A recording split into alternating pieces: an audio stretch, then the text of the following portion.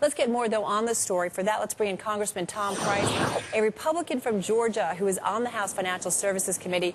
He joins us from Capitol Hill. So, Congressman Price, let me ask you, what's your reaction to this move by the administration? Well, I guess Mr. Feinberg's had such great success running private companies that now he wants to set compensation for everybody. The fact of the matter is that just like your mom told you and mine told me, two wrongs don't make a right. We ought to end this bailout mentality that we have. We ought to end the governmental involvement in the private sector. That's the only way to determine and fix the best avenue out of the dilemma than the challenge that we're in right now. Are you it's saying not that to have the government get more involved. Are you saying by putting more restrictions, more government involvement, that's going to prevent these firms from getting better and eventually repaying back the taxpayer?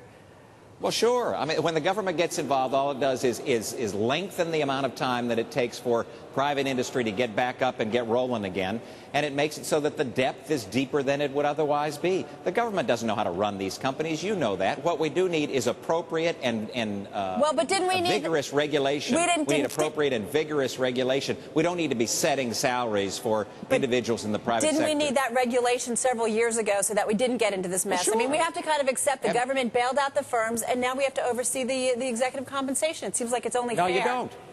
Absolutely not. What we ought to be doing is running toward the door and making certain that we get the government out of the private sector. As long as the government remains in the private sector, then what we will do, again, is prolong the recovery and deepen the depth of that downturn that we've seen. Let me ask you, Congressman Price, we're going to talk with John Cornell from Jones Day a little bit later. He's a compensation specialist who says that, hey, these restrictions do not deal with the underlying cause of the credit crisis, which was a lot of leverage and a lot of risk-taking. What kind of regulation do you think we need specifically to deal with what was the cause of the problem?